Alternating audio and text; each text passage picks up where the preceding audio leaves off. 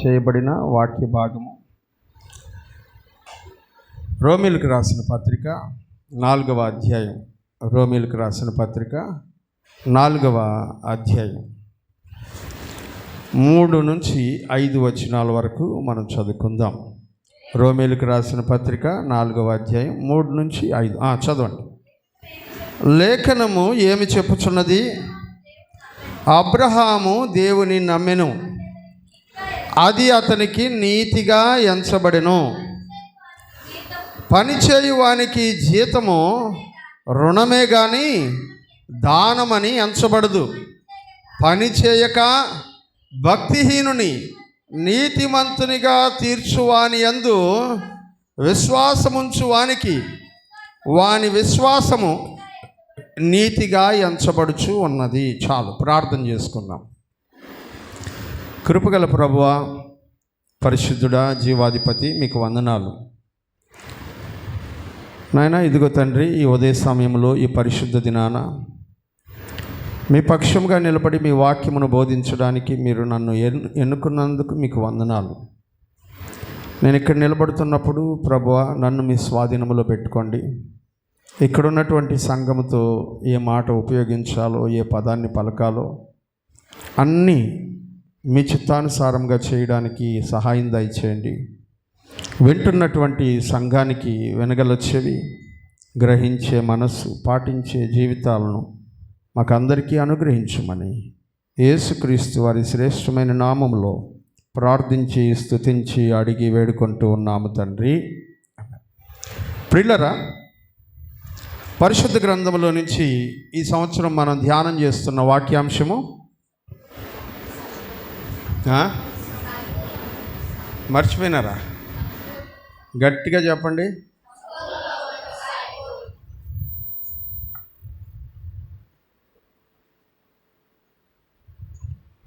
Okay, ఒక్క నిమిషం.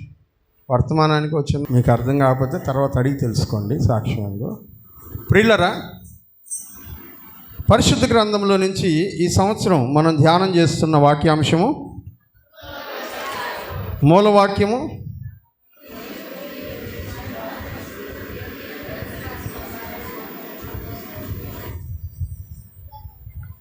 మర్చిపోయినారా? మళ్ళీ ఒకసారి గట్టిగా.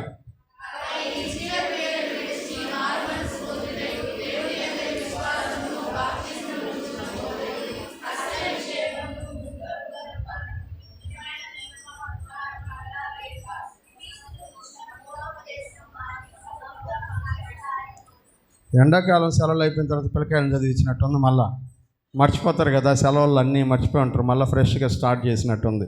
ప్రియులరా, ఈ వచనంలో 3 భాగాలు మనకు కనబడుతూ ఉన్నాయి. మొదటిది నిర్జీవ క్రియలను విడచుట, రెండవది క్రీస్తును గురించిన మూలోపదేశములను మానివేయుట, మూడవది సంపూర్ణుల మగుటకై సాగిపోవుట. ఈ అంశాలను గురించి మనం ధ్యానం చేసుకుంటూ ఉన్నాం. మొదటి అంశం నిర్జీవ క్రియలను విడుచుట అనే అంశాన్ని గురించి మనం ఇప్పటికే ఒక 15 వర్తమానాలు ధ్యానం చేసుకోవడం జరిగింది. ఆ తర్వాత మనము క్రీస్తును గురించిన మూలోపదేశములను మానివేయుట అనే అంశాన్ని ధ్యానం చేయడం ప్రారంభించాం. నేను చెప్పాను, లోక సంబంధమైనటువంటి మూలపాఠములని, క్రీస్తును గురించిన మూలపాఠములని 2 రకాలుగా ఉన్నాయని మనం చూసాం. మొదటి భాగంలో లోక సంబంధమైన మూలపాఠములు అంటే ఏంటి, ఈ లోక సంబంధమైనటువంటి ఆచారాలు, పద్ధతులు, వ్యవహారాలు, సాంప్రదాయాలు, ఇవన్నీ లోక సంబంధమైన మూలపాఠములు. రెండవది క్రీస్తుకు సంబంధించిన మూలపాఠములు అంటే ఏమిటి అనగా యేసుక్రీస్తుని గురించి మనం నేర్చుకోవలసినటువంటి ప్రారంభ విషయాలు అనే విషయాన్ని గురించి నేను మీకు చెప్పాను. దానిలో నుంచి కొన్ని అంశాలని హెబ్రీలకు రాసినటువంటి పత్రికలో మనం చదువుకున్న వాక్య భాగంలో ఇవ్వడం జరిగింది. వాటిలో మొట్టమొదటిది మారు మనసు పొందుట అనే అంశాన్ని గురించి 2 వారాల పాటు మనం ధ్యానం చేసుకున్నాం. గత వారంలో దేవుని యందలి విశ్వాసము అనే మూలపాఠాన్ని మనం నేర్చుకోవడం ప్రారంభించాం. గత వారం మనము విశ్వాసము అంటే ఏంటి, ఎందుకంటే దేవుని యందలి విశ్వాసము కలిగి ఉండుట అనే పాఠాన్ని మనం పూర్తిగా నేర్చేసుకొని ఇక దాని గురించి ఆలోచించాల్సిన అవసరం లేనంతగా దేవుని వాక్యాన్ని ధ్యానం చేయాలన్నటువంటి ఉద్దేశంతో గత వారం కేవలం నిర్వచనాన్ని మాత్రమే నేను మీకు తెలియజేశాను. ఏమిటా నిర్వచనం? హెబ్రీయులకు రాసిన పత్రిక 11వ అధ్యాయము 1వ వచనం చదవండి ఒకసారి. విశ్వాసం అనున్నది నిరీక్షింపబడు వాటి యొక్క నిజస్వరూపమును అదృశ్యమైనవి ఉన్నవి అనుటకు రుజువునై ఉన్నది అని వాక్యంలో మనం చూస్తూ ఉన్నాం. విశ్వాసం అనేది మనం ఏదైతే ఊహిస్తున్నామో, ఏదైతే నిరీక్షిస్తున్నామో, ఆ నిరీక్షించబడేటువంటిది ఒక రోజున మన కళ్ళ ముందుకు రావడమే విశ్వాసం యొక్క వాస్తవికత. ప్రియమైనటువంటి వారులారా, గత వారం ఆ నిర్వచనాన్ని గురించి పరిశుద్ధ గ్రంథంలో నుంచి కొన్ని మాటల్ని మనము నేర్చుకోవడం జరిగింది. విశ్వాసము అనేటువంటి నిర్వచనాన్ని గురించి నేను చెప్పేటప్పుడు విశ్వాస వీరులైనటువంటి అనేక మంది జీవితాలను గురించి హెబ్రీయులకు రాసినటువంటి పత్రికలో తెలియజేయడాన్ని మనం గమనించాం. నేను హెబ్రీ పత్రిక 11వ అధ్యాయాన్ని పూర్తిగా బట్టి కొట్టుకొని చదువుకొని రమ్మని చెప్పినాను. ఎవరన్నా ప్రయత్నం చేసినారా? ట్రైల్ ఒకసారి ప్రయత్నం చేసినాము అనుకునే వాళ్ళు ఎవరైనా ఉన్నారా? ఎవరు చదవలే, అసలు ఆ వైపుకి కూడా చూడలా. ఎవరన్నా చదివిన వాళ్ళు ఉన్నారో చెప్పండి. చెప్పు మెర్సీ, మైక్ ఇవ్వండి మెర్సీకి. వచ్చినంత వరకు చెప్పు. ప్రయత్నమైనా చేసావు కదా.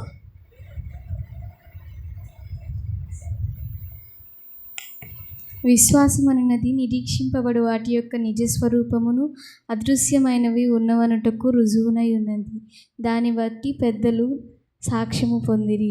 ప్రపంచములు దేవుని వాక్యము వలన నిర్మాణమైనవనియు అందును బట్టి దృశ్యమైనది కనబడడు పదార్థముల చేత నిర్మింపబడలేదనియు విశ్వాసము ద్వారా గ్రహించుకొనుచున్నాము.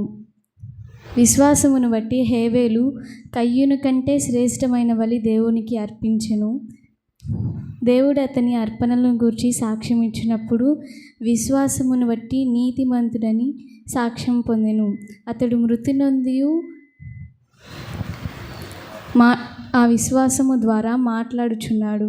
విశ్వాసమును బట్టి హనోకు మరణము చూడకుండానట్లు కొనిపోబడెను. అతడు కొనిపోబడక మునుపు అతడు దేవునికి ఇష్టుడై ఉండెనని సాక్ష్యం పొందెను. కాగా దేవుడు అతన్ని కొనిపోయెను కనుక అతడు కనబడలేదు. విశ్వాసము లేకుండా దేవునికి ఇష్టులై ఉండుట అసాధ్యము. ఆయన యొద్దకు వచ్చేవారు ఆయన ఉన్నాడనియు తన్ను వెదకు వారికి ఫలము దయచేయననియు నమ్మవలను కదా. విశ్వాసమును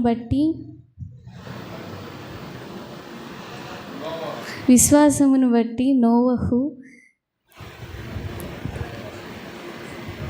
అది వరకు చూడని సంగతులను గూర్చి దేవుని చేత హెచ్చరింపబడి భయభక్తులు గలవాడై తన ఇంటి వారి రక్షణ కొరకు ఒక ఊడను సిద్ధము చేసెను.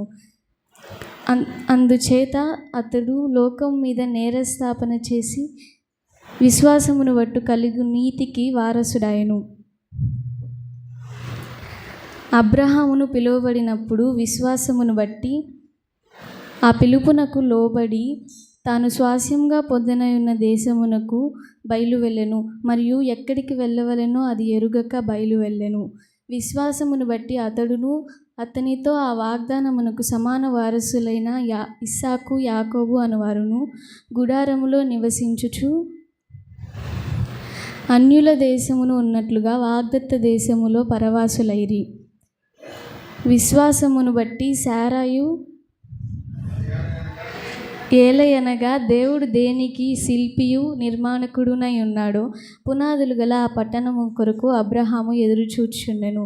విశ్వాసమును బట్టి శారాయు వాగ్దానము చేసినవాడు నమ్మదగిన వాడని ఎంచుకొనెను గనుక తాను వయసు గతించినదైనను గర్భము ధరించుకొనుటకు శక్తి పొందెను. అయితే అందుచేత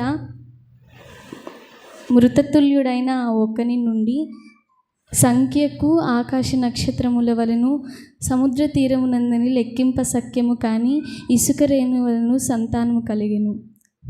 వీరందరూ ఆ వాగ్దాన ఫలములను అనుభవింపలేకపోయినను దూరము నుండి చూసి వందనము చేసి తాము భూమి మీద పరదేశులమనియు యాత్రికులమై ఉన్నామని ఒప్పుకొని విశ్వాసము చేత మృతి నొందిరి. వారు ఏ దేశము నుండి వచ్చిరో ఇలాగు చెప్పువారు తమ స్వదేశమును వెదుకుచున్నామని విసిదపరచుచున్నారు కారా. తాము ఏ దేశము నుండి వచ్చిరో ఆ దేశము జ్ఞాపకమందుంచుకున్న ఎడల మరలా తిరిగి వెళ్ళుటకు వారికి వీలు కలిగి ఉండెను. అయితే వారు మరి శ్రేష్టమైన దేశమును అనగా పరలోక సంబంధమైన దేశము కొరకు ఎదురుచూచున్నారు. అందుచేత తాము తన దేవుడునని అనిపించుకొనుటకు దేవుడు వారిని గూర్చి సిగ్గుపడడు.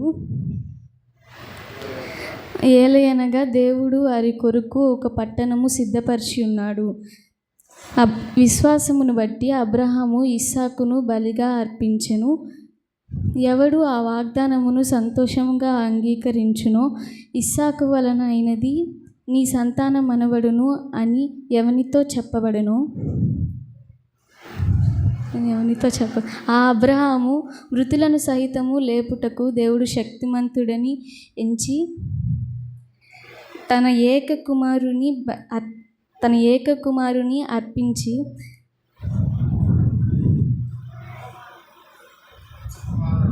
ఉపమాన రూపముగా మరలా మృతులలో నుండి అతని పొందెను. విశ్వాసమును బట్టి ఇస్సాకు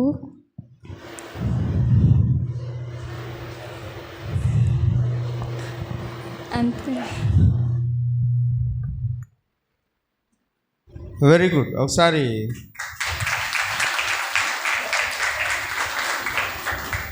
చాలా ఎమోషనల్ చాప్టర్.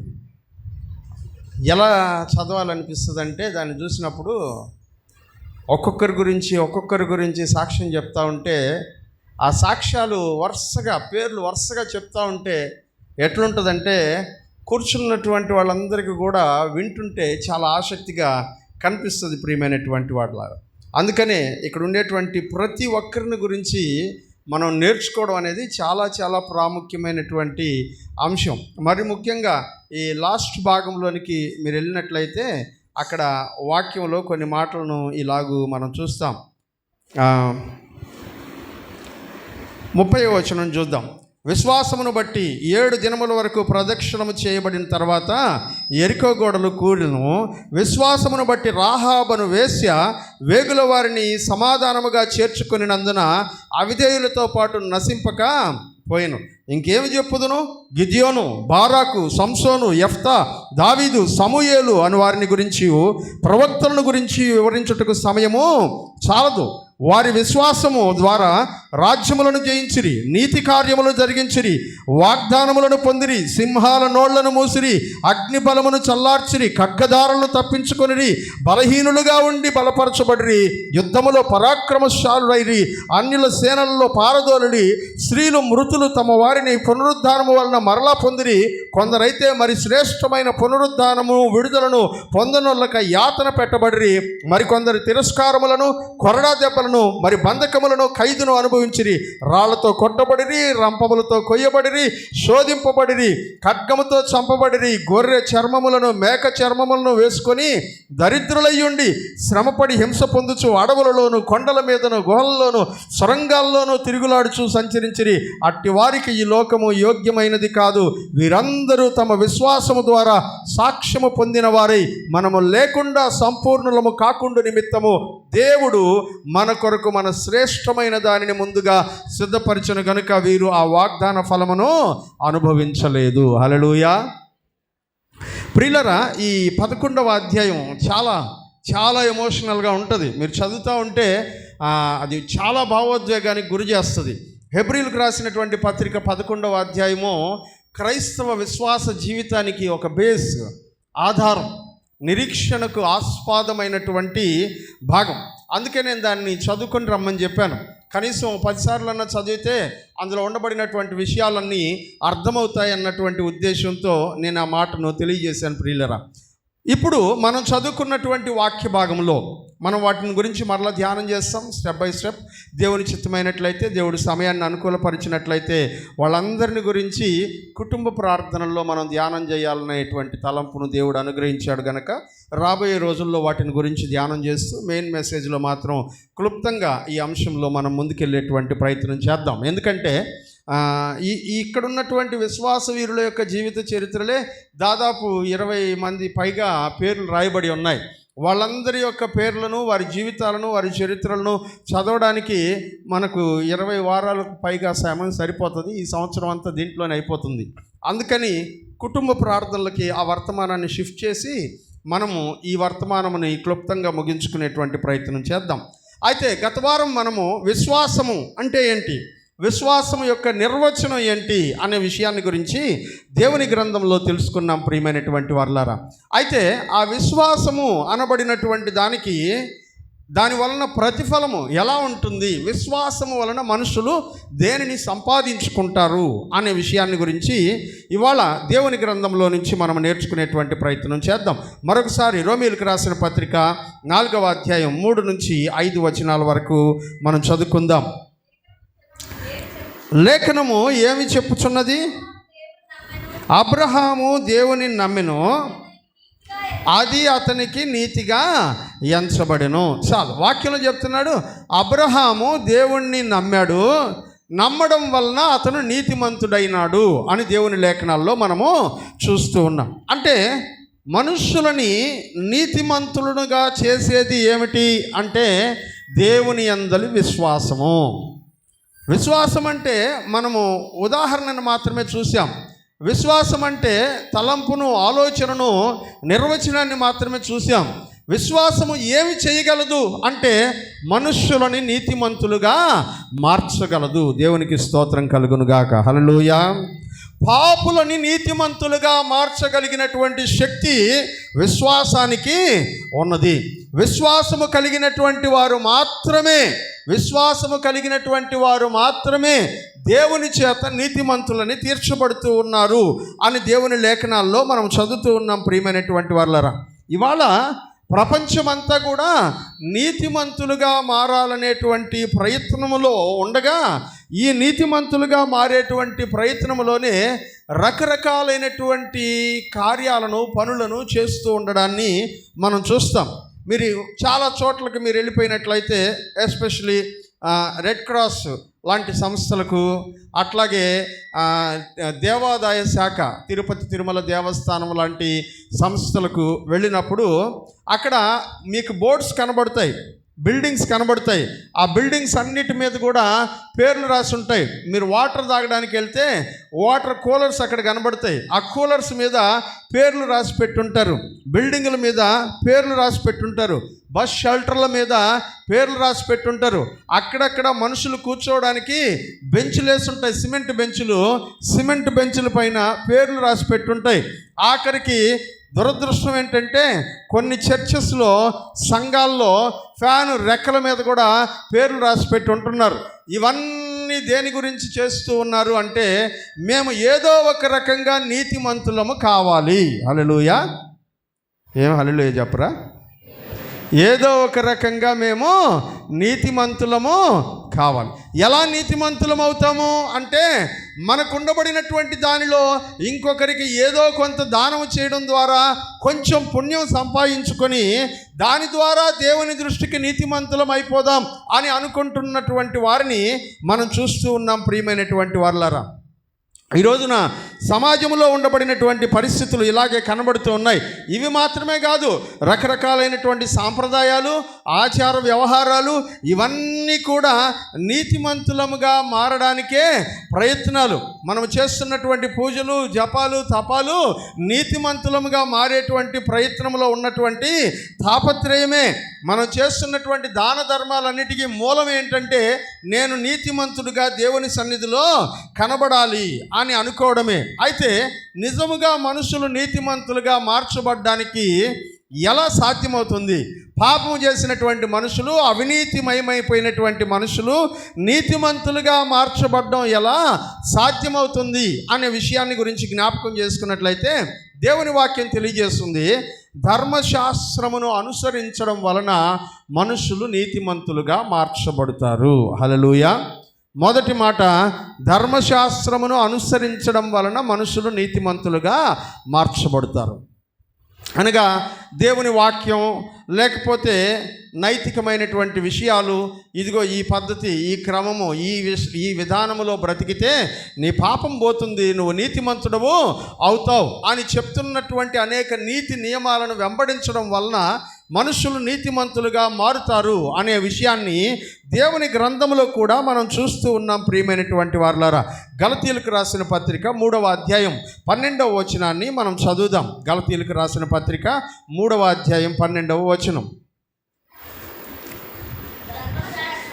ధర్మశాస్త్రము విశ్వాస సంబంధమైనది కాదు గనుక దాని విధులను ఆచరించువారు వాటి వలన బ్రతుకుతారు. నీతిమంతులుగా బ్రతకాలి అంటే ధర్మశాస్త్ర సంబంధమైనటువంటి నియమాల ప్రకారం బ్రతికితే నీతిమంతుడు అయ్యేటువంటి అవకాశం ఉంది. అందుకనే యేసు ప్రభు దగ్గరికి ఒక యవనస్తుడు వచ్చి, అయ్యా, నిత్య జీవమునకు వారసుడనగుటకై నేనేమి చెయ్యాలి అని అడిగితే ఆయన చెప్పాడంటే, యేసు ప్రభు చెప్పాడు, ధర్మశాస్త్రములోని ఆజ్ఞలన్నిటినీ పాటించు అన్నాడు. ఇప్పుడు ఆ యవనస్తుడు యేసు ప్రభుతో అన్నాడంట, ఇవన్నీ నేను చిన్నప్పటి నుంచే పాటిస్తూ ఉన్నాను, అయితే నీకు ఒకటి కొదువుగా ఉన్నది, ఇదిగో నీకు ధనం ఎక్కువగా ఉంది కనుక దాన్ని వదిలేసి నన్ను వెంబడించు అని చెప్పాడు. ఆ యవనస్తుడు బహు ధనము కలిగిన వాడు గనక దానిని వదిలిపెట్టి యేసు ప్రభువును వెంబడించలేక వ్యసనపడుచు వెళ్ళిపోయెను అని దేవుని వాక్యంలో మనం చూస్తున్నాం. ప్రియులారా, దేవుని యొక్క లేఖనాల ప్రకారము ధర్మశాస్త్రమును అనుసరించడం వలన మనుషులు నీతిమంతులుగా తీర్చబడుతూ ఉన్నారు. రోమీయులకు రాసిన పత్రిక 10వ అధ్యాయం, రోమీయులకు రాసిన పత్రిక 10వ అధ్యాయం 5వ వచనం అనుకుంటాను, చూడండి.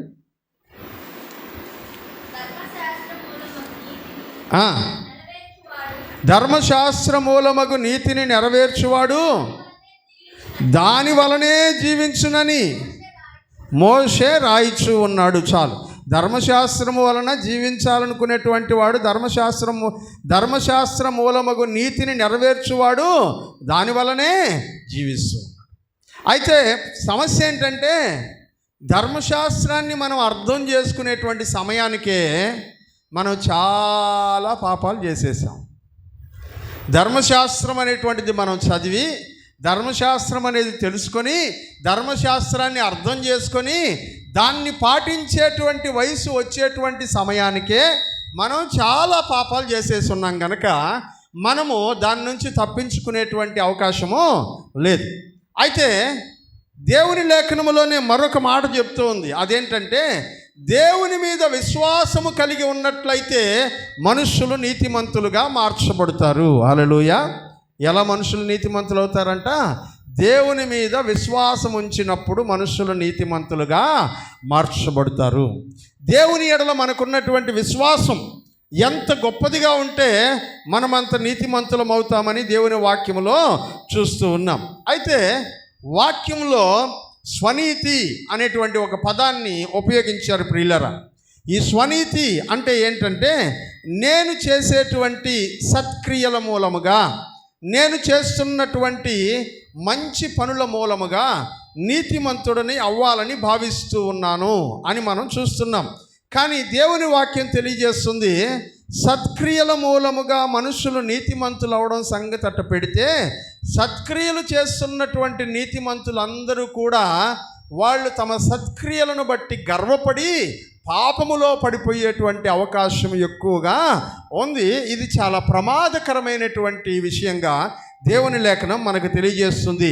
మనము నీతిమంతులముగా మారుతున్నాము, కానీ మన నీతి మనకే నీతిగా కనబడుతుంది, కానీ దేవుని దృష్టికి నీతిమంతులుగా కనబడడం లేదు.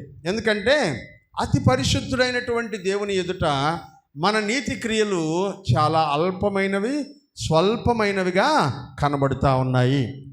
ఈ రోజున నేను పరిశుద్ధుడిగా బ్రతుకుతున్నానంటే కారణం నా క్రమము, నా భక్తి, నా యథార్థత అని నువ్వు అనుకుంటే నువ్వు పాపంలోనే ఉన్నావు, ఇంకా నువ్వు పాపంలోనే ఉన్నావు. ఎందుకంటే నీ భక్తి, నీ యథార్థత, నీ నమ్మకత్వం నిన్ను నీతిమంతునిగా చేయలేదు, నిన్ను నీతిమంతునిగా చేయలేదు.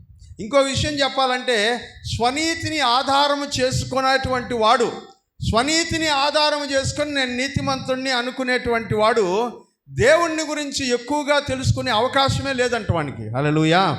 దేవుని గురించి ఎక్కువగా తెలుసుకోవడానికి నీ స్వనీతి అడ్డంగా మారుతుంది.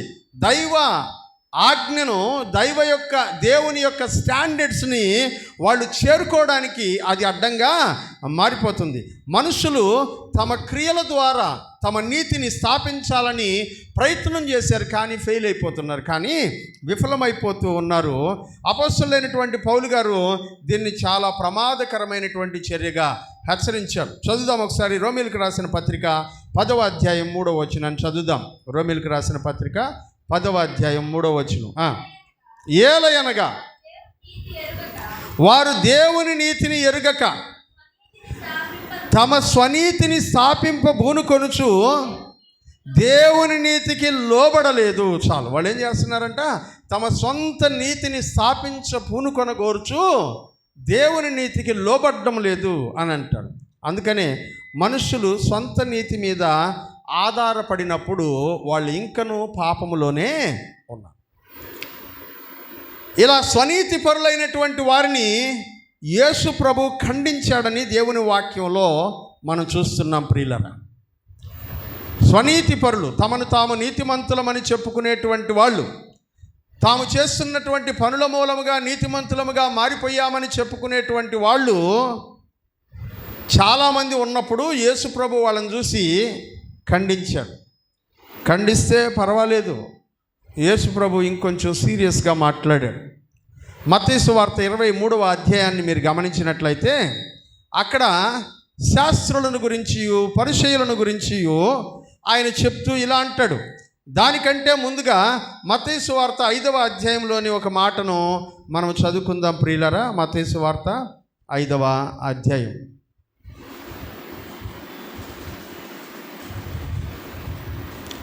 మత్తయి సువార్త 5వ అధ్యాయం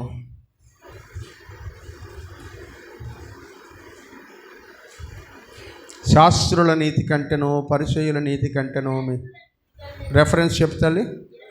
20 చదువు.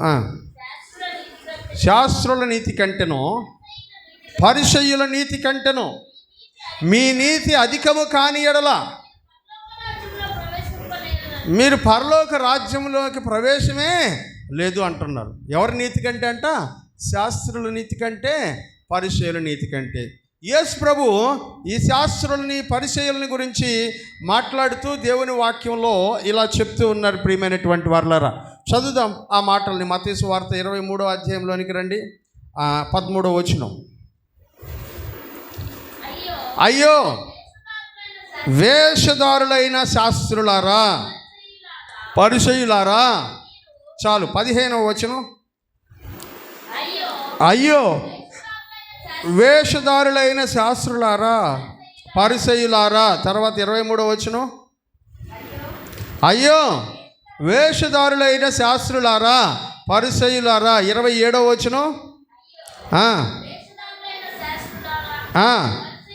29వ వచనం.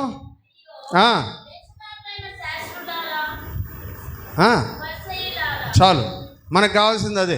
వాక్యంలో శాస్త్రులను, పరిసయ్యులను, తమ సొంత నీతిని స్థాపించాలని కోరుకునేటువంటి వాళ్ళని గురించి వాక్యంలో ప్రభు అయినటువంటి యేసుక్రీస్తు మాట్లాడుతూ 5 సార్లు ఆయన అంటున్నాడు అయ్యో అయ్యో అయ్యో అని చెప్తున్నాడు. అంతేకాదు, మీరు మీ సొంత నీతిని స్థాపించాలని కోరుకుంటున్నారు, మీరు చేయలేనటువంటి వాటిని ఇతరులను చేయమని ఆజ్ఞాపించేటువంటి వారిగా కనబడుతూ ఉన్నారని యేసు ప్రభు సొంత నీతిని పూనుకునేటువంటి వారిని ఖండించడాన్ని మనం చూస్తాం.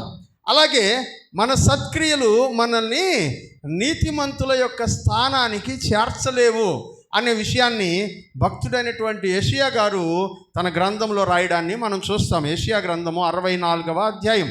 యెషయా గ్రంథము 64వ అధ్యాయం 6వ వచనాన్ని మనం చూద్దాం. మేమందరము అపవిత్రుల వంటి వారమైతిమి, మా నీతి క్రియలన్నీ మురికి గుడ్డ వలె ఆయను, మేమందరము ఆకువలే వాడిపోతిమి, గాలివానకు కొట్టుకొని పోవునట్లుగా మా దోషములు మమ్మల్ని కొట్టుకొని పోయెను. అక్కడ వాక్యంలో మొదటి 2 లైన్లు మనం గమనించాల్సినటువంటి విషయాలు. ఆయన అంటున్నటువంటి మాట ఏంటంటే, మేమందరము అపవిత్రుల వంటి వారము అయితిమి. ఏమయ్యారంటే అందరము అపవిత్రులం అయిపోయాము. రెండవది, మా నీతి క్రియలు ఎలా ఉన్నాయంట, మురికి గుడ్డలు అని అంటాడు. మురికి గుడ్డలు, ఫిల్తీ ర్యాగ్స్ అని ఇంగ్లీష్లో రాశారు. దీనిని మీకు అర్థమయ్యేటువంటి భాషలో దాని యొక్క అపవిత్రత ఎంత హేయమైనది అనే మాట చెప్పాలంటే, మీరు యూజ్ చేసేటువంటి శానిటరీ నాప్కిన్ అనే పదాన్ని అక్కడ ఉపయోగించారు. శానిటరీ నాప్కిన్ అనే పదాన్ని ఉపయోగించారు. అంటే అర్థం ఏంటో తెలుసా? దేవుని దృష్టిలో మనుష్యుడు చేసేటువంటి నీతి క్రియలు మీరు యూజ్ చేసినటువంటి శానిటరీ నాప్కిన్ ఎంత పవిత్రమో మీ జీవితం అంత పవిత్రము. హల్లెలూయా, హల్లెలూయా. కాబట్టి దేవుని దృష్టికి మన స్వనీతి క్రియల వలన మనము నీతిమంతులము కాలేము అనే విషయాన్ని దేవుని గ్రంథం మనకు తెలియజేస్తుంది. ఎఫెసీయులకు రాసిన పత్రిక 2వ అధ్యాయము 8-9 వచనాల్లో ఇలాగంటాడు. ఎఫెసీయులకు రాసిన పత్రిక 2వ అధ్యాయం 8-9 వచనాలు. మీరు విశ్వాసము ద్వారా కృపచేతనే రక్షించబడి ఉన్నారు. ఇది మీ వలన కలిగినది కాదు, దేవుని వరమే. క్రియల వలన కలిగినది కాదు గనక ఎవ్వడును అతిశయ పడడానికి వీల్లేదు. చాలు, వాక్యంలో చెప్తున్నాడు ప్రియులారా. మీరు నీతిమంతులు అవుతున్నారంటే, రక్షించబడుతూ ఉన్నారంటే మీరు చేసేటువంటి సత్క్రియల మూలముగా కాదు, కేవలము దేవుని కృప వలన నీతిమంతులుగా మారుతున్నారు. హల్లెలూయా, హల్లెలూయా. ఈ దేవుని కృప ఎలా వస్తుంది మనుషులకి అంటే, విశ్వాసము ద్వారా. ఎలా వస్తుందంట?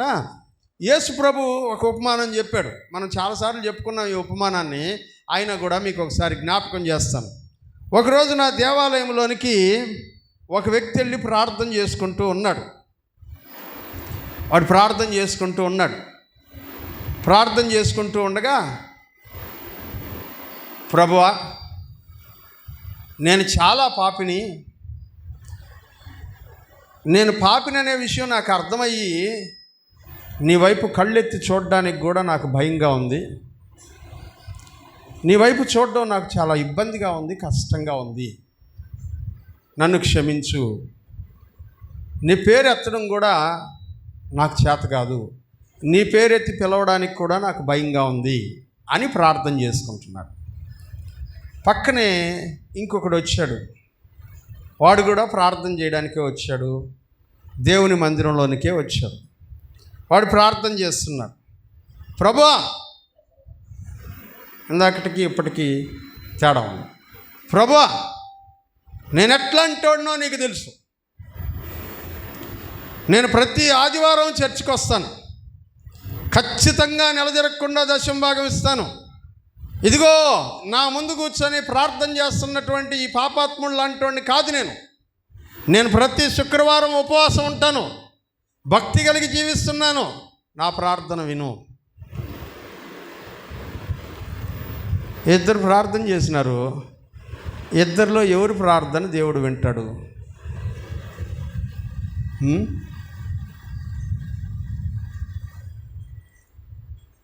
గట్టిగా చెప్పండి. ఫస్ట్ వాడి ప్రార్థనే వింటాడు. ఎందుకని? కారణం చెప్పండి. ఎందుకని? వీడు చెప్తున్నాడు, నేను ఉపవాసం ఉన్నాను, నేను దశంభాగం ఇస్తున్నాను, నేను ప్రతి ఆదివారం చర్చికి వస్తున్నాను, నేను వాక్యం చదువుతున్నాను, పాటలు పాడుతున్నాను, వాయిద్యాలు వాయిస్తున్నాను. అసలు నీ దృష్టికి నేను సూపరు. ఎవరు చెప్పుకుంటున్నారు? అట్లాంటి వాడినే కదా, అన్ని క్రమంగా చేసేవాడినే కదా దేవుడు ఆశీర్వదించి ప్రార్థనకి జవాబు ఇవ్వాలా. మీరు ఎందుకు అట్లా చెప్పడం లేదు? రివర్స్లో ఎందుకు చెప్తున్నారు? వాడే చెప్పుకుంటున్నాడు, ప్రభువా, నీ వైపు తలెత్తడానికి కూడా నాకు అర్హత లేదు, నీ పేరు ఎత్తడానికి కూడా నాకు అర్హత లేదు, నీ మందిరంలో అడుగు పెట్టడానికి నాకు అర్హత లేదు, అన్నీ వాడే చెప్పుకుంటున్నాడు. నేను పనికి రానివాడిని అని చెప్పుకుంటున్నాడు. వాడేమో నేను పనికి వచ్చేవాడిని అని చెప్పుకుంటున్నాడు. పనికి వచ్చేవాడిని ఆశీర్వదించడం మానేసి పనికి రానివాడిని ఆశీర్వదిస్తాడని చెప్తున్నారు. ఎందుకని అంటే మన స్వనీతి మనల్ని కాపాడలేదు. హల్లెలూయా. దేవుని దయ మనల్ని కాపాడుతుంది. హల్లెలూయా. దేవుని దయ, గ్రేస్ ఆఫ్ గాడ్, దేవుని దయ మనల్ని కాపాడుతుంది. మన స్వనీతి మనల్ని కాపాడలేదు. ప్రియమైనటువంటి వాళ్ళరా, మీరు జాగ్రత్తగా ఇంటికి వెళ్ళిన తర్వాత చదవండి. లూకాసు వార్త 18వ అధ్యాయం 9 నుంచి 14 వచనాల వరకు ఉన్నటువంటి ఆ భాగంలో దాన్ని మనం చూస్తాం. నేను అందుకే ప్రారంభంలో చెప్పాను, చాలాసార్లు మన నీతి, మన స్వనీతి మనల్ని గర్విష్ఠులను చేస్తుంది, దేవుని ఎదుట నీతిమంతులుగా మారడానికి అవకాశం లేకుండా చేస్తుంది అని మనం చూసాం. మరి ఎలా మనం నీతిమంతులం అవుతాం? రోమీయులకు రాసిన పత్రిక 10వ అధ్యాయం 3వ వచనం ఇందాక మనం చదువుకున్నాం, మరలా ఒకసారి చదవండి. ఏలయనగా వాళ్ళు దేవుని నీతిని ఎరుగక స్వనీతిని స్థాపించగోరుచూ ఉన్నారు. చాలు, స్వనీతిని స్థాపించాలని అనుకుంటూ ఉన్నారు. కానీ స్వనీతి మనుషులకి ఎలా తయారవుతుంది? రోమీయులకు రాసిన పత్రిక 3వ అధ్యాయం 20వ వచనాన్ని చూద్దాం. రోమీయులకు రాసిన పత్రిక 3:20. ఏలయనగా ధర్మశాస్త్ర సంబంధమైన క్రియల మూలముగా, అనగా స్వనీతి మూలముగా ఏ మనుషుడును ఆయన దృష్టికి నీతిమంతుడుగా మారలేడు, నీతిమంతుడుగా తీర్చబడలేడు. ఎలా? ధర్మశాస్త్రం మూలముగా, స్వనీతి మూలంగా మనుషులు దేవుని దృష్టికి నీతిమంతులు కాలేరు. నేను మందిరానికి వచ్చేటప్పుడు పొద్దున్నే లేచి తలస్నానం చేసేసి మంచిగా ఉతికినటువంటి తెల్ల బట్టలు కట్టుకొని దేవుని మందిరానికి వచ్చి నేను నీట్గా చాలా పరిశుభ్రంగా దేవుని సన్నిధిలో కూర్చున్నంత మాత్రాన నేను నీతిమంతుణ్ణి అయిపోను.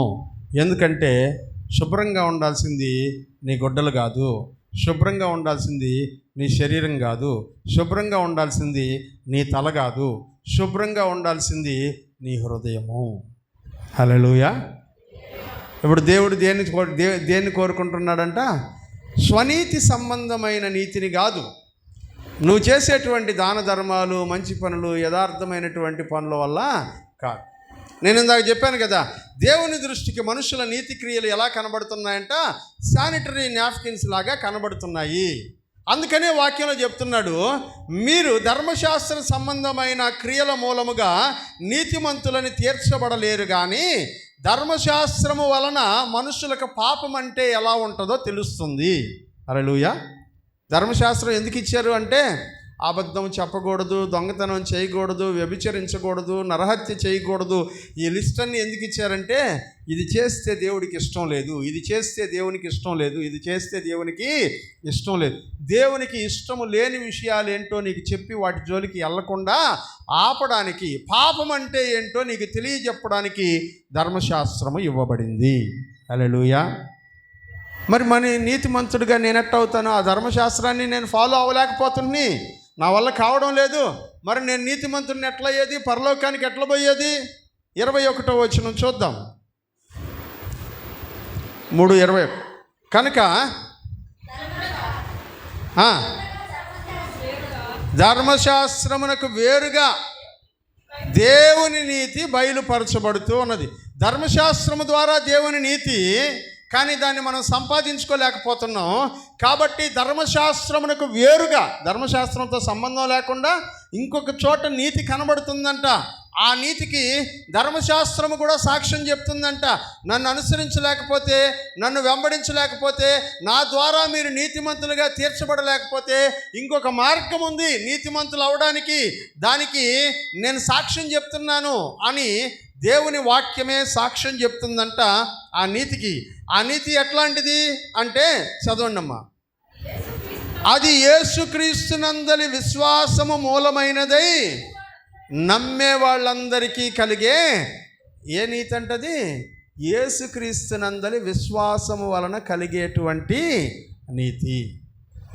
అప్పుడు విశ్వాసం మనుషుల్ని ఏం చేస్తుందంట? నీతిమంతులుగా మారుస్తుంది. హల్లెలూయా. విశ్వాసం ఏం చేస్తుంది? మనుషుల్ని నీతిమంతులనుగా మారుస్తుంది. అందుకనే వాక్యం చెప్తున్నాడు, ధర్మశాస్త్రమునకు వేరుగా, ధర్మశాస్త్రంతో సంబంధం లేకుండా దేవుని నీతి బయలుపరచబడుతుంది. అది ఎక్కడ దొరుకుతుంది అంటే యేసుక్రీస్తుని నమ్ముకోవడం ద్వారా ఆ నీతి మనకు దొరుకుతుంది. హల్లెలూయా, హల్లెలూయా. యేసుక్రీస్తుని నమ్ముకోవడం ద్వారా దేవుని నీతి మనకు దొరుకుతుంది. చదవండి. ఏ భేదము లేదు. అందరూ అంటే ధర్మశాస్త్రం అంటే ఈ లోకంలో నీతిగా బ్రతికేవాడును, అందరూ నీతిగా బతికేవాడు, నీతిగా బతకనివాడు అందరూ పాపము చేసి దేవుడు ఇచ్చేటువంటి మహిమను పొందలేకపోతూ ఉన్నారు. కాబట్టి నమ్మువారు ఆయన కృపచేతనే క్రీస్తు యేసునందుల విమోచనము ద్వారా ఉచితముగా నీతిమంతులుగా, ఎలా అంట? నమ్మువారు క్రీస్తు యేసునందలి విమోచనము ద్వారా ఫ్రీగా, ఉచితంగా నీతిమంతులుగా తీర్చబడుతూ ఉన్నారు. ఫ్రీ అనే పదం వినబడితే మనకు చాలా ఇంట్రెస్టింగ్గా ఉంటుంది. ఆన్లైన్లో చూసినప్పుడు అంతా ఫ్రీ 1+1, ఒకటి కొంటే ఒకటి, అబ్బా 1+1 ఆఫర్ అంట, పద అనుకుంటా వెళ్ళిపోతాం. ఇక్కడ ఒకటి కూడా నువ్వు కొనాల్సిన అవసరం లేదు, కంప్లీట్లీ ఫ్రీ. హల్లెలూయా. కంప్లీట్లీ, పూర్తిగా ఉచితం. ఏంటి? దేవుని నీతి, మనుషుల నీతి కాదు, దేవుని నీతి ఎలా ఇవ్వబడుతుందంటే మీకు అందరికీ ఉచితముగా ఇవ్వబడుతుంది. హల్లెలూయా, హల్లెలూయా. దేవుని నీతి ఉచితముగా ఇవ్వబడుతుంది. ఎలా అంటే నువ్వు యేసు ప్రభువుని నమ్మితే దేవుని నీతి నీకు ఉచితంగా ఇవ్వబడుతుంది. అందుకనే నమ్మువారందరికీ దేవుడంట వాళ్ళని నీతిమంతులుగా, విమోచించబడినటువంటి వారుగా ఎంచి ఉచితముగా నీతిని అనుగ్రహిస్తూ ఉన్నాడు. 25వ వచనం కూడా చదువుదాం. పూర్వము చేయబడిన పాపములు దేవుడు తన ఓర్పు చేత ఉపేక్షించి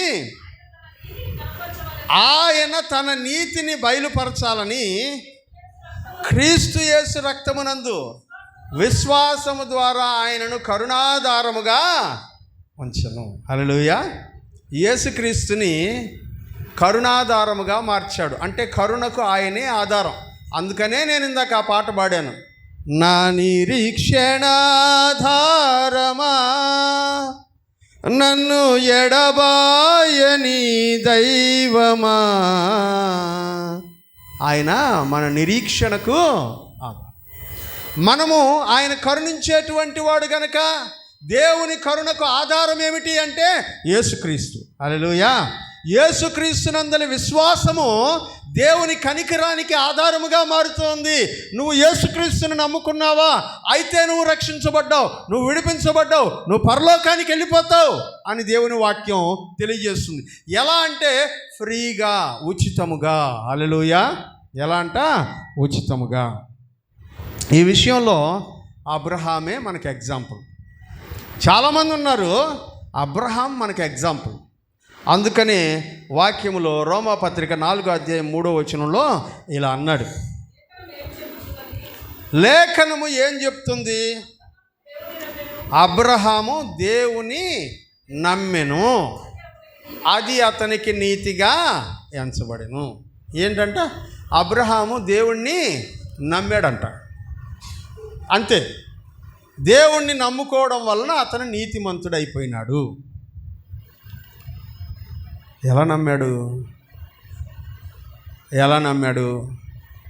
అందుకే హెబ్రీ పత్రిక చదువుకోరమ్మని చెప్పింది 11వ అధ్యాయం. ఎలా నమ్మాడంట? మృతతుల్యమైనటువంటి శరీరము కలిగి ఉన్నప్పుడు సైతము వాగ్దానము చేసిన వాడు దాన్ని నెరవేర్చగలిగినటువంటి వాడని నమ్మి గర్భమును పొందుటకు శారా శక్తిని పొందెను. హల్లెలూయా. మృతతుల్యం అయిపోయిందంట. అబ్రహాముకేమో 99, శారాకి 89. ఏంది వయసు? అబ్రహాముకి 99, శారాకు 89.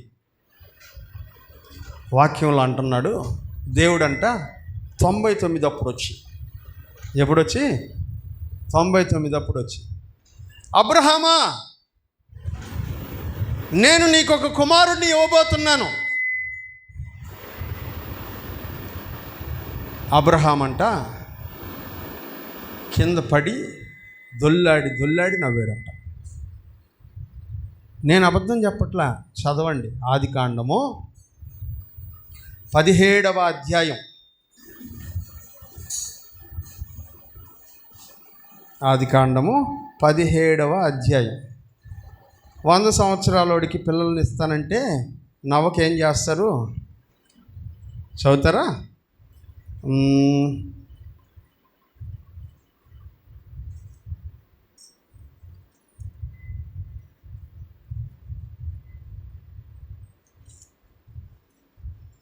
పదిహేడో అధ్యాయం 17వ వచనం. అప్పుడు అబ్రహాము ఏంటంట?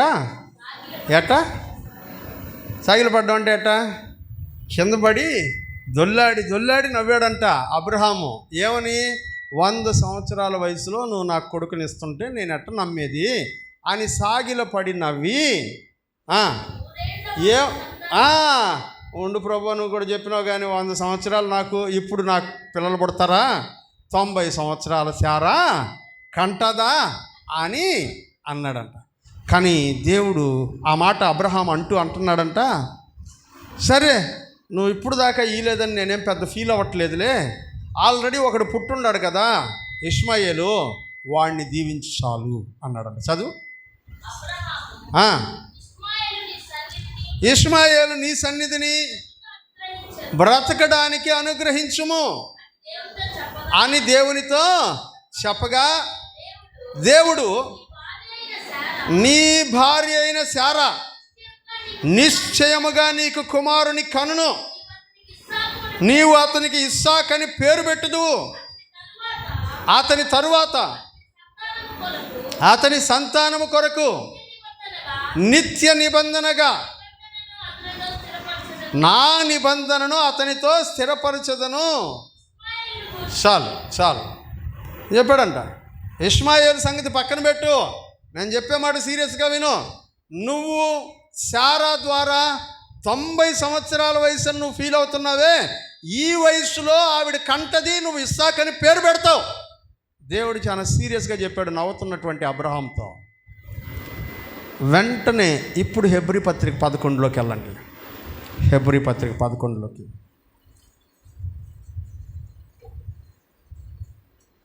ఏమంటున్నాడు వాక్యంలో?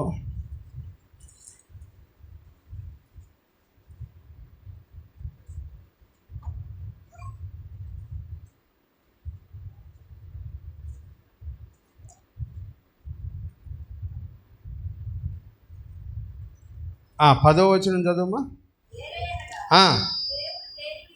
దేవుడు దేనికి శిల్పియు నిర్మాణకుడునై ఉన్నాడో పునాదులు గల ఆ పట్టణము కొరకు అబ్రహాము ఎదురు చూస్తుండెను.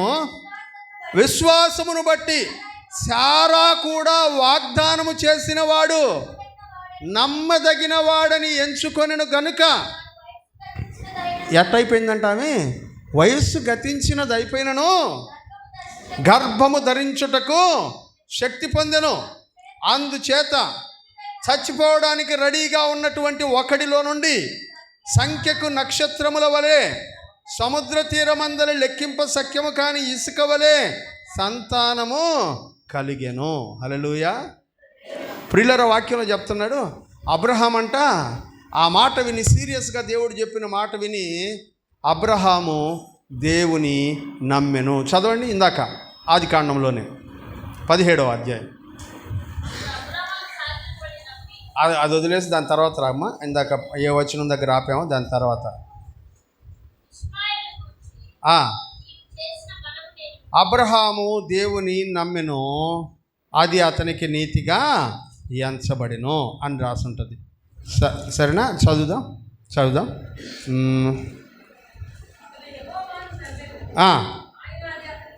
అతడు యెహోవాను నమ్మెను, ఆయన అతనికి నీతిగా ఎంచెను. అతడు రెఫరెన్స్ చెప్పమ్మా. 15:6. అతడు యెహోవాను నమ్మెను, ఆయన యెహోవా అది అతనికి నీతిగా ఎంచెను. అబ్రహాం అంటే దేవుడిని నమ్మాడంట, చెప్పిన మాట చెప్పినట్టు నమ్మాడు. 100 సంవత్సరాలు అయినా దేవుడు నాకు కొడుకుని ఇస్తాను. 75 సంవత్సరాల వయసులో ఇదే మాట శారమ్మకి చెప్పినప్పుడు శారమ్మ నమ్మల. ఇప్పుడు 90 సంవత్సరాల వయసులో, అనగా 25 సంవత్సరాల తర్వాత నువ్వు కంటావు అని చెప్పగానే ఆవిడంట నమ్మెను. హల్లెలూయా. ఆవిడ నమ్మాను. ఆమె కూడా నవ్వింది. అబ్రహాము నవ్వాడు, ఆమె కూడా నవ్వింది. అయినా కూడా వాక్యం చెప్తుంది, ఆమె నమ్మింది, నమ్మడం వలన వాగ్దానము నెరవేరింది. హల్లెలూయా. ఒకసారి ఆలోచించండి. 99 సంవత్సరాల అబ్రహాము, 89 సంవత్సరాల శారా. వీళ్ళిద్దరిని డాక్టర్ దగ్గర తీసుకొని పోయి, వీళ్ళిద్దరికి పిల్లలు కావాలంటే ముందు డాక్టర్కి హార్ట్ అటాక్ వచ్చిపోతాడు. ఎందుకంటే జరిగే పని కాదు. ఏది మనుషుల వల్ల జరగదో నువ్వు నమ్మితే దేవుని వల్ల అది జరుగుతుంది. హల్లెలూయా. మనుషుల వల్ల జరగవు, మనుషుల చేత కాదు. ప్రపంచంలో మనుషులు ఎవరు ఇంతవరకు దాన్ని చేయలేరు. నమ్మితే దేవుడు చేస్తాడు. హల్లెలూయా. అదే విశ్వాసం. అదే వాక్యంలో చెప్తున్నాడు. అబ్రహాము నమ్మెను, దేవుడు దాన్ని అతనికి నీతిగా ఎంచెను.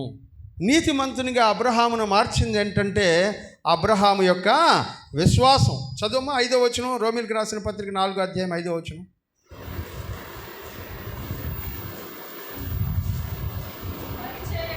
పనిచేయక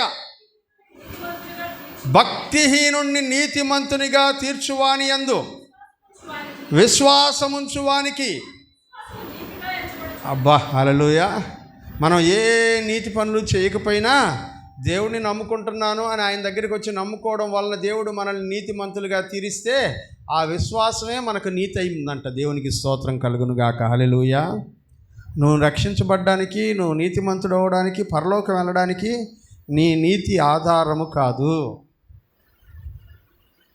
మన ప్రభు అయిన యేసుక్రీస్తునందలి విశ్వాసమే ఆధారం. అందుకనే ఆయన అన్నాడు, క్రియలు లేకుండా దేవుడు నీతిమంతుడని కొంతమందిని ఎంచుతున్నాడని దావీదే చెప్తున్నాడు సాక్ష్యం అంటాడు. దావీదు సాక్ష్యం చెప్తున్నాడంట. ఏమని సాక్ష్యం చెప్తున్నాడు? చదవండి 32 అధ్యాయంలోనే 6వ వచనం. ఆ ప్రకారమే క్రియలు లేకుండా దేవుడు ఎవరిని నీతిమంతుడని ఎంచునో ఆ మనుషుడు ధన్యుడని దావీదు కూడా. అంటే నీ నీతిని చూసి కాకుండా దేవుడే నిన్ను క్షమించేస్తే నువ్వు నీతిమంతుడు అయిపోతావే, అట్లాంటోడు ధన్యుడు అని చెప్తున్నాడు. దావీదు చెప్తున్నాడంట. ఎక్కడ చెప్తున్నాడు దావీదు? 32వ కీర్తనలో చెప్తున్నాడు. చదవండి 32వ కీర్తనలో. తన అతిక్రమములకు పరిహారము నొందినవాడు, తన పాపములకు ప్రాయశ్చిత్తము నొందినవాడు ధన్యుడు. యెహోవా చేత నిర్దోషి అని ఎంచబడినవాడు, ఆత్మలో కపటము లేనివాడు. ఎవరి చేత నిర్దోషి అని ఎంచబడాలంట? దేవుని చేత. ఎలా నిర్దోషి అని ఎంచబడతాడు? ఏ పాపము చేయలేదని కాదు. ఓకే, నేను నిన్ను క్షమించేశాను, పర్లేదు, ఇక్కడి నుంచి వెళ్ళిపో అని దేవుని చేత చెప్పబడినటువంటి వాడు నీతిమంతుడని ఎంచబడతాడు. నీవు నీతి క్రియల మూలముగా నువ్వు నీతిమంతుడు అవ్వాలనుకుంటే నువ్వు ఇంకా పాపములోను గర్వంలోనూ ఉన్నావు. అన్నిటికంటే అతి భయంకరమైన పాపం గర్వం. అన్నిటికంటే అతి భయంకరమైన పాపం గర్వం. దానిలో నుంచి నువ్వు బయటికి రాలేకపోతే అయిపోయింది నీ స్టోరీ. వాక్యంలో అదే కదా చెప్తున్నాడు. నాశనమునకు ముందు ఏం వెళ్తుందంట? పడిపోవుటకు ముందు గర్వము. స్వనీతిని స్థాపించేవాడు గర్వాన్ని ప్రదర్శిస్తున్నాడు. ఇప్పుడు నేను పరలోకం వెళ్తున్నానంటే దేవుని కృప కారణం అయితే నేను గర్వపడడం ఎందుకు? హల్లెలూయా. నేను వాక్యం చెప్పడం వల్ల పరలోకం పోవడంలే. గుర్తుపెట్టుకోండి, మా పాస్టర్ వాక్యం చెప్తున్నాడు కాబట్టి పరలోకం వెళ్ళట్లా. నేను వాక్యం బాగా చదువుతున్నాను కాబట్టి పరలోకం వెళ్ళట్లా.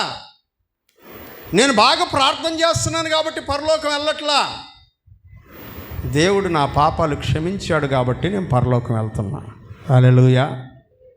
ఎందుకు క్షమించాడంటే, అయ్యా నువ్వు తప్ప నాకు దిక్కెవ్వరు లేరు, నా పాపాలు నువ్వు ఒక్కడవే క్షమించడం అని నేను ఆయన పాదాలు పట్టుకొని బ్రతిమలాడుకొని నా ప్రతి పాపమును దేవుని సన్నిధిలో ఒప్పుకొని, ప్రభువా నన్ను క్షమించు, నన్ను క్షమించు, నన్ను క్షమించని ఆయన సన్నిధిలో గోజారు కొనగా ఆయన నేను నిన్ను క్షమించేశాను, నువ్వు నీతిమంతుడివే అని అన్నాడు. కాబట్టి ఆయన క్షమాపణ వల్ల నేను పరలోకానికి వెళ్తున్నా. హల్లెలూయా, హల్లెలూయా. మరి నువ్వు బైబిల్ ఎందుకు చదువుతున్నావు, నువ్వు ప్రార్థన ఎందుకు చేస్తున్నావు, నువ్వు ఎందుకు వాక్యం చెప్తున్నావు అంటే, నా దేవుడు నాకు చేసినటువంటి మేలులను బట్టి, దేవుడు ఎలా ఉంటే, దేవునికి ఎలా ఉంటే, నేను ఎలా ఉంటే దేవునికి ఇష్టడుగా ఉంటానో అలా ఉండడానికి ప్రయత్నం చేస్తాను. హల్లెలూయా. నేను వాక్యం చదువుతున్నది దేవునికి ఇష్టడుగా ఉండడానికి, నేను ప్రార్థన చేస్తుండేది దేవునికి ఇష్టం. నేను పరలోకం వెళ్ళడానికి కాదు, పరలోకం ఆల్రెడీ వెళ్ళిపోయాను. పరలోకానికి వెళ్ళడానికి సహాయం చేసినటువంటి దేవునికి ఇష్టంగా బ్రతకడానికి.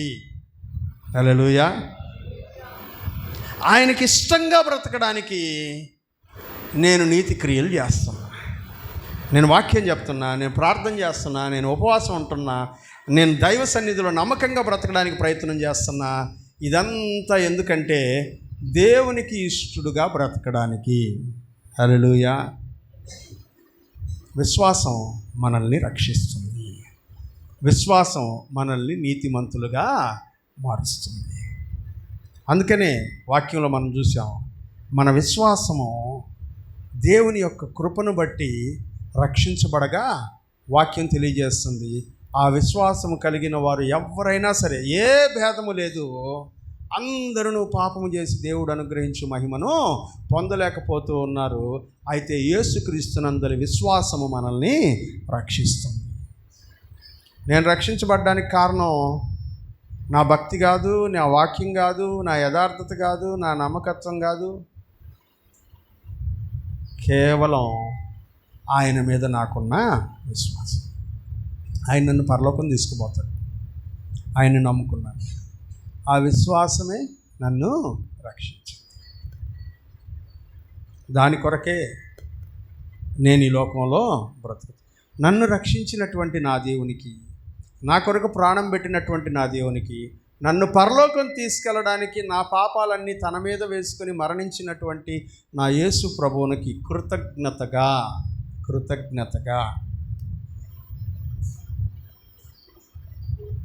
గవర్నమెంట్ జాబ్ కోసం అప్లై చేసింది శ్రీవిద్య. ఆ గవర్నమెంట్ జాబ్ కోసం అప్లై చేయడానికి ఆమెకు తెలియదు, ఎలా అప్లై చేయాలో ఏంటో పరిస్థితి తెలియదు. అనుకుందాం, ఇప్పుడు తెలియని వాళ్ళు ఎవరు లేరు, అప్లై చేస్తున్నారు అనుకుందాం. ఎవరో హెల్ప్ చేశారు, శ్రీవిద్య పలానా దగ్గర జాబ్ పడింది మా, నువ్వు అప్లై చేయి అని చెప్పినారు. అప్లై చేసినాం, గైడెన్స్ ఇచ్చినారు. వాళ్ళు గైడెన్స్ ఇచ్చి అప్లై చేసి వాళ్ళ ప్రయత్నాలన్నీ వాళ్ళు చేసి ఒక ఉద్యోగం అమ్మాయికి వచ్చేటట్టు చేశారు అనుకోండి. అమ్మాయి ఏం చేస్తుందంటే, జాబ్ రాగానే ఒక స్వీట్ బాక్స్ పట్టుకెళ్ళి, సార్ నాకు జాబ్ వచ్చింది సార్, చాలా థ్యాంక్ యూ అని చెప్తుంది. జాబు ఇస్తున్నాడని స్వీట్ ఇస్తుందా, లేకపోతే నాకు జాబ్ వచ్చేందుకు ఆయన సహాయం చేశాడు కాబట్టి ఇది చిన్న అప్రిసియేషన్. హల్లెలూయా. అంతేనా? స్వీట్ బాక్స్ ఎందుకు ఇస్తామంటే అందుకే, మనకు చేసిన మేలును బట్టి థ్యాంక్స్ చెప్పడానికి, ఒట్టి చేతులతో వెళ్ళి షేక్ హ్యాండ్ ఇచ్చి ఊరికి ఊపేసి రాకుండా థ్యాంక్స్ చెప్పడానికి ఒక స్వీట్ బాక్స్ తీసుకెళ్ళి థ్యాంక్ యూ అండి, మీరు చేసిన హెల్ప్ మర్చిపోలేను, మీరు హెల్ప్ చేయడం వల్లే నేను ఈరోజు ఈ ఉద్యోగాన్ని సంపాదించుకున్నాను అని కృతజ్ఞతగా మనం తీసుకెళ్తామే. స్వీట్ బాక్స్ తీసుకుని ఆయన స్వీట్ బాక్స్ కొనుక్కోలేడా? నీకు ఉద్యోగాన్ని ఇప్పించే అర్హత ఉన్నటువంటి ఆయన స్వీట్ బాక్స్ కొనుక్కోలేడా? కొనుక్కోగలడు. అయినా మనం ఎందుకు ఇస్తాం? అవుట్ ఆఫ్ గ్రాటిట్యూడ్, కృతజ్ఞతతో. నేను చేసేటువంటి మంచి పనులన్నీ ఆ కృతజ్ఞతతోనే చెయ్యాలి. దేవునికి స్తోత్రం కలుగును గాక. హల్లెలూయా. ఆ కృతజ్ఞత కలిగినటువంటి జీవితమే విశ్వాస జీవితం. కృతజ్ఞత కలిగిన జీవితమే విశ్వాస జీవితం. ప్రియమైనటువంటి వారులారా, నువ్వు రక్షించబడ్డావు. యేసును నమ్ముకోవడం వల్ల రక్షించబడ్డావు. ఆయనను నమ్ముకున్నందువల్ల నువ్వు నీతిమంతుడుగా మార్చబడ్డావు.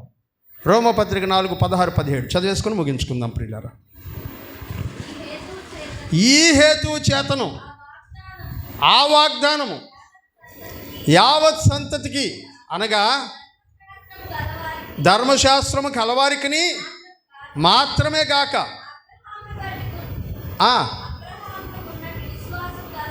అబ్రహామునకు కలిగినటువంటి విశ్వాసము గలవారికి కూడా కృపను అనుసరించున్నదై ఉండునట్లు అది విశ్వాసము మూలమైనదిగా మార్చబడెను. హల్లెలూయా. నీతి విశ్వాసం వలన కలుగుతుంది. పోయిన వారంలో విశ్వాసం అంటే నిర్వచనం చూసాం. నిరీక్షింపబడు వాటి యొక్క నిజస్వరూపం. ఈ వారం విశ్వాసం వలన మనం ఏమి కలుగుతాం మనం చూసాం. విశ్వాసం వలన మనము నీతిమంతులం అవుతాం. హల్లెలూయా. విశ్వాసం వలన మనము నీతిమంతులం అవుతాం. ఇంక దేని వలన మనము నీతిమంతులం కాల. దేవుని మీద మనకున్న విశ్వాసం వల్ల నీతిమంతులమైనాం.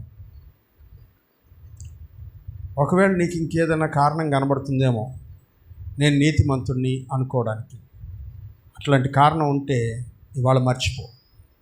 ఎందుకంటే అవన్నీ నిన్ను గర్విష్ఠిగా మారుస్తాయి.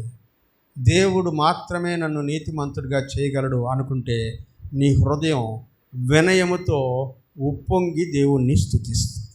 హల్లెలూయా. లేస్తారా ఒకసారి? అందరూ పైకి లేద్దాం. నేను ఇప్పటిదాకా చెప్పాను కదా, మన స్థితికి కారణం, మన రక్షణకు కారణం మన ప్రభు అయినటువంటి యేసుక్రీస్తు మన ఎడల చూపిన కృప. ఆ కృపని జ్ఞాపకం చేసుకుంటూ ఇది కేవలం విశ్వాసము మూలముగా మనకు అనుగ్రహించబడినదని జ్ఞాపకం చేసుకుంటూ దేవుణ్ణి మరొకసారి ఆరాధన చేద్దాం. నా నిరీక్షణాధారమా, నన్ను ఎడబాయని దైవమా, నా నిరీక్షణాధారమా, నన్ను ఎడబాయని దైవమా, యేసయ్యా నీవే నా ఆధారము, నీ కృపయే నన్ను నిరంతరము, యేసయ్యా నీవే నా ఆధారము, నీ కృపయే నన్ను బలపరచి నిరంతరము, నా నిరీక్షణాధారమా, నన్ను ఎడబాయని దైవమా, నా నిరీక్షణాధారమా, నన్ను ఎడబాయని దైవమా, యేసయ్యా నీవే నాకు ఆధారము, నీ కృపయే నన్ను బలపరచి నిరంతరము. అవును ప్రభువా, మా నిరీక్షణకు ఆధారమైన దేవా, మా నీతికి ఆధారమైన దేవా, అయ్యా కేవలము నీ అందరి విశ్వాసము ద్వారానే మేము నీతిమంతులముగా మారుతున్నాం ప్రభువా. మరేది మమ్మల్ని నీతిమంతులుగా మార్చి నా చదువు, నా పదవి, నా జ్ఞానం, నా వివేచన, నాకున్నటువంటి దళము, నాకున్నటువంటి అందము, నాకున్నటువంటి సౌందర్యము, నాకున్నటువంటి వివేచన, నాకు కలిగినటువంటి పలుకుబడి, నాకున్నటువంటి పరిచయాలు, నేను చేస్తున్నటువంటి ధర్మము, నేను చేస్తున్నటువంటి దానము, నేను ప్రవర్తిస్తున్నటువంటి విధానము, నా మాట తీరు, ఏది ఏది ఏది నన్ను నీతిమంతునిగా మార్చలేదయ్యా. కేవలము నిన్ను నమ్ముకోవడం వల్ల నేను నీతిమంతుడినైనాను ప్రభువా. కేవలము నిన్ను నమ్ముకోవడం వల్ల మాత్రమే నీతిమంతుడినైనాను ప్రభువా. ఇదిగో నా యందు ఏ మంచి లేకపోగా ప్రభువా, నాయనా మీరు నన్ను ప్రేమించారు. మీ ప్రేమ చేత నా ప్రభువా నా మీద దయ చూపించారు. నా మీద నమ్మకముంచు, నేను నిన్ను రక్షిస్తానన్నారు ప్రభువా. ఇదిగో నేను నీ ఎడల నమ్మిక ఉంచగా, నా నమ్మికను బట్టి ప్రభువా, నేను మీ ఎడల చూపినటువంటి విశ్వాసమును బట్టి నన్ను నీతిమంతునిగా మార్చి మీ కుమారుడిగా, మీ కుమార్తెగా చేసుకున్నారు. అందుకని మీకు స్తోత్రాలు చెల్లిస్తున్నాను ప్రభువా. అయ్యా, ఇది తప్ప నా జీవితంలో మిగిలినవన్నీ కూడా నా ప్రభువా మీకు కృతజ్ఞత చెల్లించడానికి తప్ప మరి దేనికి నేను చేయట్లేదు ప్రభువా. నేను ఇస్తున్నటువంటి దశమ భాగం, నేను చేస్తున్నటువంటి ప్రార్థన, నేను ఉంటున్నటువంటి ఉపవాసం, నేను చదువుతున్న వాక్యం ప్రభువా, ఇదిగో తండ్రి నా వ్యక్తిగత జీవితం, నా వ్యక్తిగత పరిశుద్ధత, ఇదిగో ప్రభువా నేను చేస్తున్నటువంటి పరిచర్య, మీరు నాకు అనుగ్రహించినటువంటి రక్షణకు కృతజ్ఞతగా చేస్తున్నాను ప్రభువా. ఇంకా ఏం చేసినా మీ రుణాన్ని మేము తీర్చలేము. 1000 నోళ్లతో కీర్తించినా తీర్చలేము నీ రుణమును. విశ్వాన తైలమునికిచ్చినా తీరునా నీ త్యాగము. 1000 నోళ్లతో కీర్తించినా తీర్చలేము నీ రుణమును. విస్తార తైలము నీకిచ్చినా తీరునా నీ త్యాగము. నా జీవిత కాలమంతా ప్రకటించెదనీ నామము. నా జీవిత కాలమంతా ప్రకటించెదనీ నామము. స్తుతి స్తుతి స్తుతి స్తుతి స్తుతి పాత్రుడా, స్తుతి స్తుతి స్తుతి స్తుతి స్తోత్రారుడా, స్తుతి స్తుతి స్తుతి స్తుతి స్తుతి పాత్రుడా, స్తుతి స్తుతి స్తుతి స్తుతి స్తోత్రారుడా. స్తుతులందుకో యేసయ్యా, స్తుతులందుకో యేసయ్యా. అవును ప్రభువా, నీ కృపే, కృతజ్ఞతే, ఇదంతా కృతజ్ఞతే ప్రభువా. నా కృతజ్ఞతకు గుర్తింపు అవసరం లేదు ప్రభువా. నువ్వు ఇంత బాగా సేవ చేసావు అని నన్ను ఎవ్వరూ మాట్లాడాల్సిన అవసరం లేదు ప్రభువా. నువ్వు ఇంత బాగా వాక్యం చెప్తున్నావు అని నాకెవరు చెప్పాల్సిన అవసరం లేదు ప్రభువా. నువ్వు ఇంత చక్కగా ఉపవాసం ఉంటున్నావు అని నన్ను ఎవరు పొగడాల్సిన అవసరం లేదు ప్రభువా. నువ్వు ఇంతగా ప్రార్థనా పరుడవయ్యావు అని నా గురించి ఎవరు చెప్పాల్సిన అవసరం లేదు ప్రభువా. ఎవరి కోసమో నేను ఇది చేయట్లేదు. నువ్వు నాకు చూపినటువంటి కృపకి కృతజ్ఞతగా నేను ఇది చేస్తున్నానయ్యా. అయ్యా, నా కృతజ్ఞతలు స్వీకరించండి, నా స్తుతులను స్వీకరించండి ప్రభువా. నాయనా, నన్ను మీ బిడ్డగా చేసుకున్నారు, ఇంతకంటే నేను నీకేం చేయగలను ప్రభువా. నా నోటితో స్తుతులు చెల్లిస్తున్నాను, నా జీవితంతో స్తుతులు చెల్లిస్తున్నాను, నా హృదయమారా నిన్ను ఆరాధిస్తూ ఉన్నాను. నా మాట, నా చూపు, నా నడక, నా ప్రవర్తన, నా జీవితం, నాలో ఉండబడినటువంటి సర్వస్వం నీకు అప్పగించేశాను ప్రభువా. అవి నీవి, నీకోసం వాడబడాలి, నీకోసం జీవించాలి.